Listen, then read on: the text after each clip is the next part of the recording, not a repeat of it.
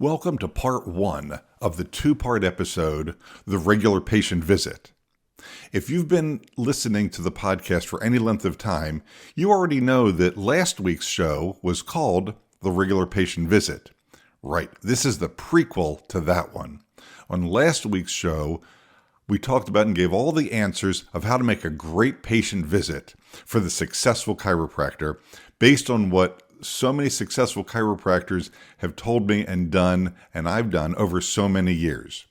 But on today's show, we're going to talk about some of the things that I've heard from so many doctors over so many years before they became successful and how they used to do regular patient visits in the hopes that by listening to the solution first, last week's show, compared to today, it's going to help to open up your mind to think, yeah, you're right.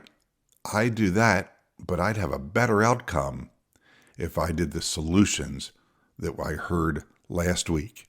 And speaking of last week, I'll ask you to take a moment to hit the subscribe button if you haven't hit yet, so that way you never miss a single episode of the show. And also, please leave a 5-star review wherever you get your podcasts from. Welcome to another episode of For the Love of Chiropractic. I'm your host, Dr. Robert Freeman. I've been in practice for over 30 years, and I continue to work in a $1 million practice that I built, ran, and sold. I've taught, lectured, and coached our profession, and helped so many chiropractors build the practice and the life of their dreams. And now, I want to help you do the same. So here's today's show. As I said in the introduction, we're going to spend our time today talking about what younger doctors, and when I say younger, I don't mean necessarily age-wise. I mean less experienced. Doctors who have not been in practice as long as some other doctors, or doctors who have not found the great success that they've been hoping for and looking for in their time in practice so far. So let's get started. So over my 30 plus years in practice, as I've interviewed associate doctors, as I've gone to some of the different chiropractic colleges and had an opportunity to speak to the students in groups and even one-on-one, the number one thing that they'll say to me is, well, I want to really get to know my patients and I really want to spend a lot of time with them. And I totally get that. Of course you want to spend a lot of time with your patient. It's why you became a doctor. You want to help them every way you possibly can. So of course you want to get to know them. You want to spend time with them. You want to really be involved in their life and parts of their day and make this quality time that you're with them. But what you don't realize is our patients don't want to spend a lot of time with us. And I know that drops like a nuclear bomb. I'll say it again. Your patients do not want to spend a lot of time with you. They like you good enough, and they think you're an awesome doctor. In fact, they think you're the best chiropractor around. Of course they do. That's why they're your patient. But while that patient is our entire day, the focus of our professional day is taking care of the patient, our patients getting their chiropractic care, getting the care that they need to improve their health, that's one of 17 other things that they need to get done today, sometimes even before lunch. Let me give you an example. When you go to your dentist, I'm sure you like your dentist well enough. In fact, you think they're a really good dentist. And your dentist probably thinks, oh, I really want to be a help to my patient. I really want to help them with their teeth. I want to understand what's going on. They do understand. They're your dentist. They can look at the teeth and know what's going on. They can see the gum disease. They can see the wear and tear on the teeth. And they can do and recommend what needs to be recommended and done for you to help. And as the patient, how much time do you want to spend sitting in the dentist chair? If you're anything like me, as little as possible. I would even pay my dentist more if she could get me out of the dental chair even faster. I want a good, thorough job. I want everything done exactly the way it should be done as fast as possible. I like her. She's wonderful. She's terrific. In fact, I think she's a great dentist. My kids see her. All the important people in my life go to her because I've made sure that her practice grows, and I recommend her to my patients. But what's the bottom line? I want to get in and out of that chair as fast as possible because going to the dentist and getting my teeth checked is one of 17 other things that I need to get done today. And our patients feel the exact same way. They like you, they love you, they think you're terrific. They don't want to spend a lot of time chit-chatting. Sometimes something is on their mind and they need to vent. Wonderful. Sometimes they may even ask an opinion about something that's not even health related. Okay, I get it. But for the other 99% of the time, they value their chiropractic care as much as they value their own time. So it's important that we respect their time. And while we want to spend time with them, that's not why they're coming in. They're coming in to get their chiropractic care and get out the door and get on with their day. And as for really getting to know your patient, there's plenty of time to do that. You get to learn about them when you're taking the history. You get to ask them great questions and get to know them when you're doing the examination. A great time to ask questions that have nothing to do with what you're doing in the examination is when you're checking their reflexes. You want to distract them anyway. So between the consultation and the examination, I think you should be asking questions about their marital status. Are they married or are they single? Are they in a relationship? Do they have children? How old are the children? What are the children into? What sorts of things are they doing, obviously, that make their condition better and worse? And how does that involve their life on a larger aspect? What do they want to be doing that they can't be doing now because of the problem they came to see you for? Oh, I love golf, but I can't golf. Okay. There's some information that you can then talk about with the patient in future visits and even during the report of findings that you're going to get them back to doing what they want to be doing. And then let's fast forward back into the regular patient visit.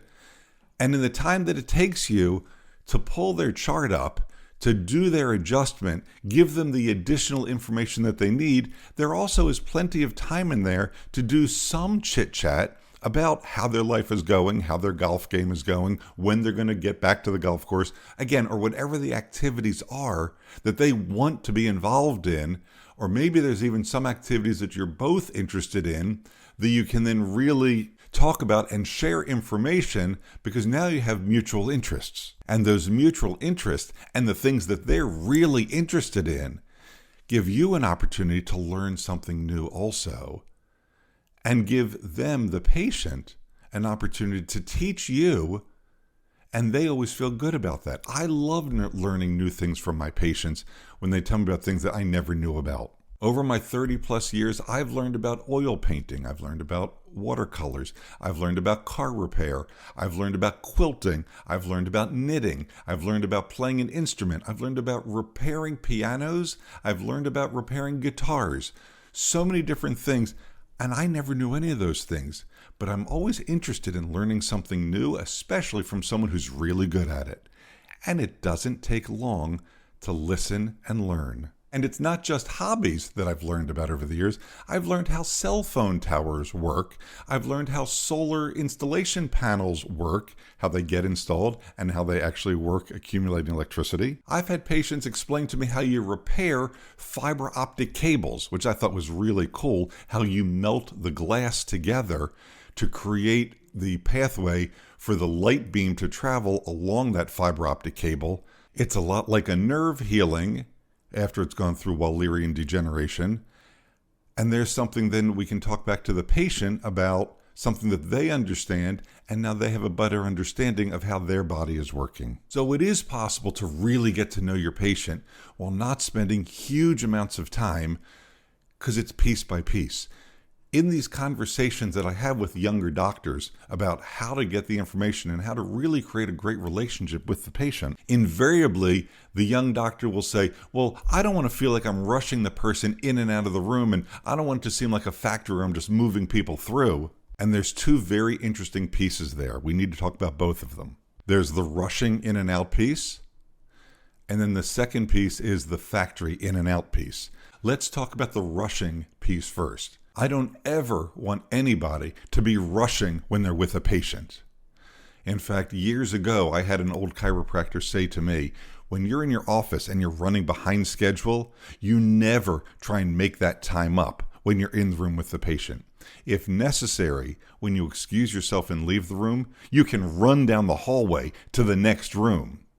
And then pause. Don't rush into the room. That person deserves to be greeted properly. So as you enter the room, you recognize the patient, or you've looked at the chart, you know their name, you know what's going on with their case, why they're in, what's going on, where they are in their care, and you know all the other things that you've learned about them in the past. And if you need to put some of those personal items into the patient's chart so that you remember them, that's just fine. That they have 2 kids who are into soccer. Well, one's into soccer and one's into video games. That their daughter is getting married on April the 17th. If you need to put those in your chart to remember them, that's just fine. If you're blessed with a wonderful memory, and if you truly value the patient as a person, and that person you're taking care of is important to you, very often you just spontaneously remember these things. You know that this person is married to another healthcare provider, and that she's pregnant, and that she's due on April the 21st, and that they had difficulty becoming pregnant, and you went through the in vitro cycles with them. You spoke with them, you understand the ups and the downs. You're involved in the person's life, but you're not living it with them. And if you're not blessed with that kind of memory, that's just fine. Make the notes because it's important to the person. You want to be able to check in with these things also as you're providing great chiropractic care. The other piece that we wanted to discuss at this point is the whole, well, I don't want to feel like a factory where we're just pushing people through. And while it's not a factory, every business has a flow to it. Let me say that again. Every single business that deals with multiple customers has a certain flow to it. Every doctor's office does. Every hospital that's doing surgery does. Every restaurant has a flow also. The flow is set up a certain way so that everybody gets exactly what they need on the schedule/time that's allotted, and it can get pushed plus or minus, obviously. And the room, the table, the chair gets reset for the next customer that's going to use it. Whether you're talking about an operating room, a dental chair, a hand car wash where they're detailing automobiles, or, of course, your chiropractic room. So while it's not a factory, it is a business that has a certain flow to it to move the people through in an efficient way so they get exactly what they need and not wasting anybody's time, but still giving loving care the way that it needs to be provided. So next, we need to spend a few minutes talking about, does quality care relate to the time spent? Because I don't believe that it does. Yes, there's a certain amount of time that it requires to do an adjustment, and both doctors and patients will vehemently say that the amount of time that it takes for them to get the care or give the care is the proper amount of time. And I know doctors who spend 10 minutes with their patient working on the muscles, doing the adjustment, doing stretching, doing all these different procedures. And I know other doctors who literally spend 2 minutes doing an adjustment. And guess what? The patients all get better. So the amount of time, that's something you really need to spend some time thinking about. What's really important? My question is, for every chiropractor listening to this, if you're at home and your spouse says, oh, something's in my neck, can you adjust me? Or my back doesn't feel right, can you adjust me? Or maybe they just say, it's been a long time since you've adjusted me. Can I lay down on the table and will you adjust me? And by the way, they mean chiropractic table. They don't mean the kitchen table. But my question is, how long does it take to do that adjustment? I'll bet you can go through and do that adjustment really quickly. In fact, if you're like most chiropractors that I've spoken to over so many years, that adjustment that you give your spouse is probably faster than one that you do in the office. Do you care less? Are you providing a lower quality of care? Or is it you're so focused on doing the adjustment that you do that adjustment, you find it, you fix it, you leave it alone, and you go on to doing the other things that you love doing together? So maybe the amount of time that you spend really doesn't equate to the quality of care, to the quality of the job that's being done. It reminds me of a funny story that happened years ago in the office. So the story takes place on the east coast of the United States, where we do get some snow during the winter months. A patient came in, Sam, wonderful man, and Sam is long since deceased. But Sam was absolutely wonderful. He and his wife Dolly, I just loved them dearly. Sam came in the office, and he was madder than a hornet. What's wrong? He said, I can't believe what just happened. Well, what happened, Sam? Tell me the story. And he went on to say that it had snowed, and there was a knock on his door, and a young adult said, hey, old man, can I clear your sidewalk and your driveway for you? And he looked at it, and it had snowed several inches, and Sam certainly wasn't up to it, and he didn't want to do it, and he could easily afford to pay someone to do it. He said, well, sure. And the guy said, well, I can do it for $15. And Sam looked at the job and thought, that is more than fair, considering how much snow there is. And he said, well, I'm not going to pay it till after it's done. And the man said, oh, no, of course not. I'll let you know as soon as I'm done. You go back in and I'll knock on the door as soon as I'm finished. Well, Sam, being the kind of man that he was, he sat there in the living room looking out the living room window to watch to see the kind of job that the guy was going to do, because he wanted to make sure that he got a good, thorough job. Well, the guy went back down to the street. He opened the trunk of his car.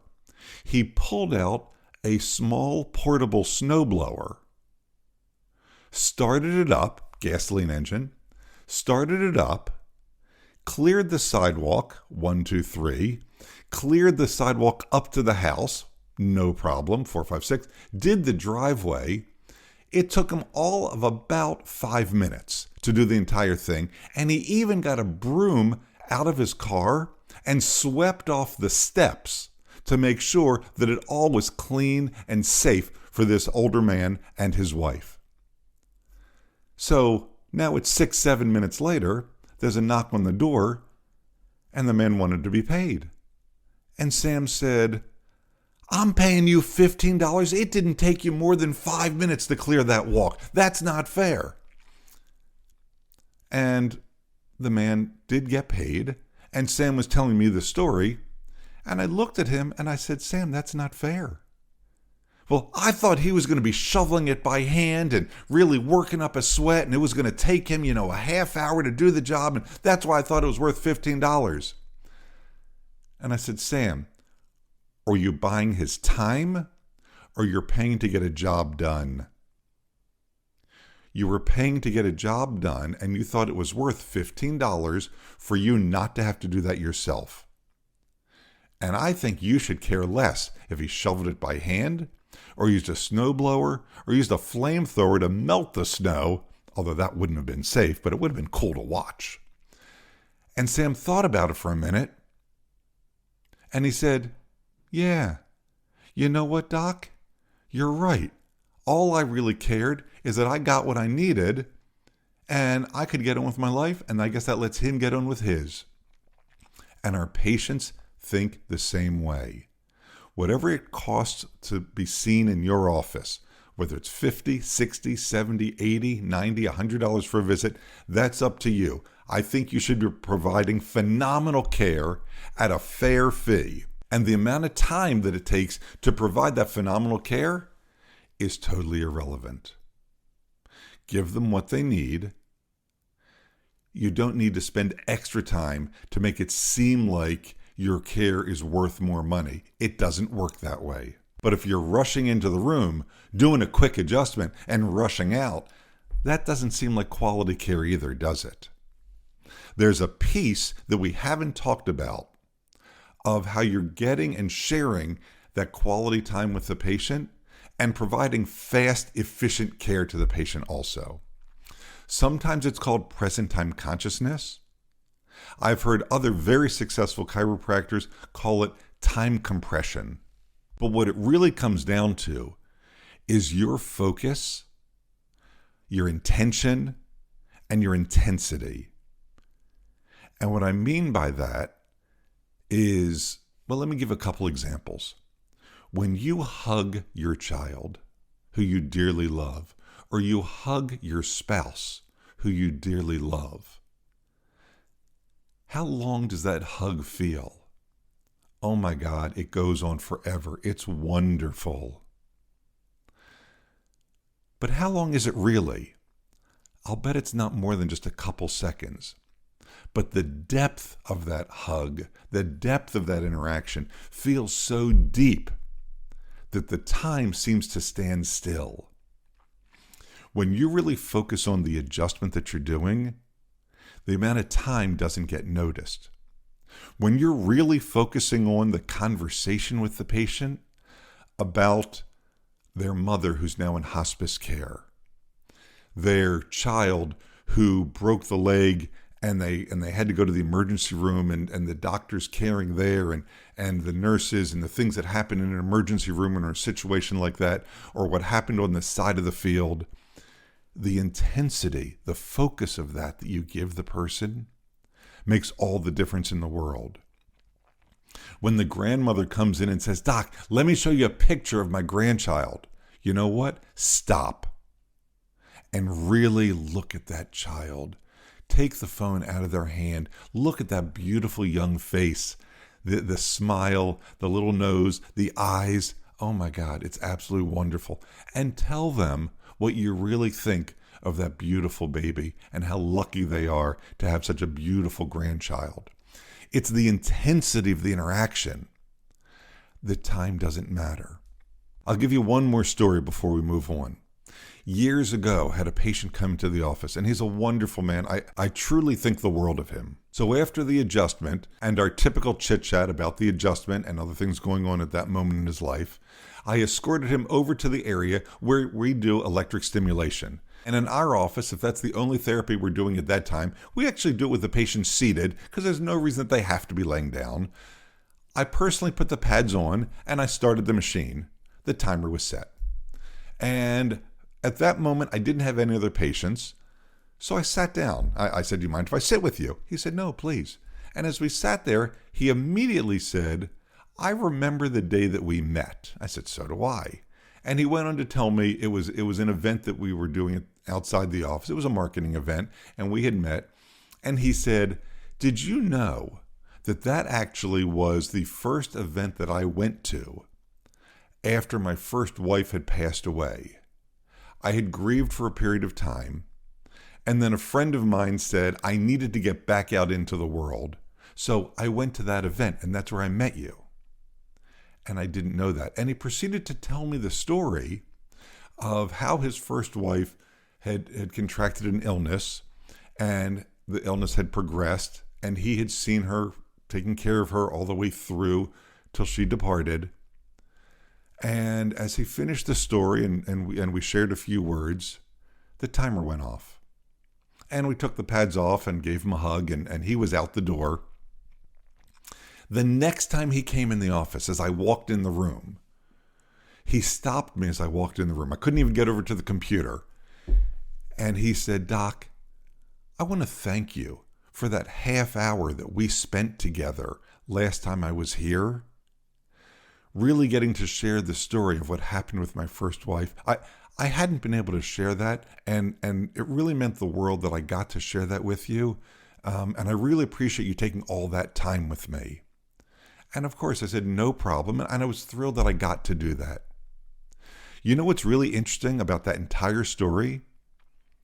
I know for a fact that while the patient said it was a half hour, it wasn't.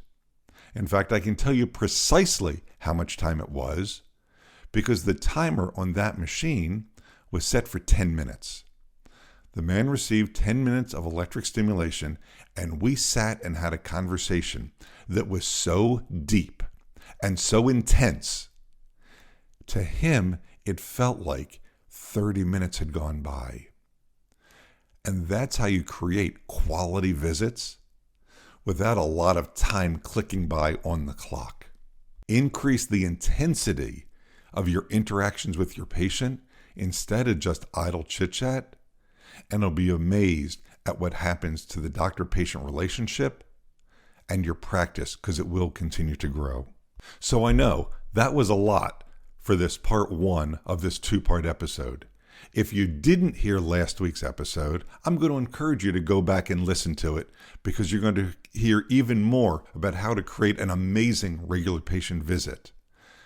And if you did listen to it and now you've heard part 1, you might want to go back and listen to part 2 again and really put the pieces together at an even higher level so you can create the most amazing practice experience for all of your patients. All right, and that's our show for today. If you have a question about today's show or your own practice, feel free to reach out at fortheloveofchiropractic.com. Before making changes to your practice, be sure to seek legal advice regarding those changes and regulations in your state. For the Love of Chiropractic is an RGF production, all rights reserved. And thanks for listening. Original music provided by Hunter Rich Music.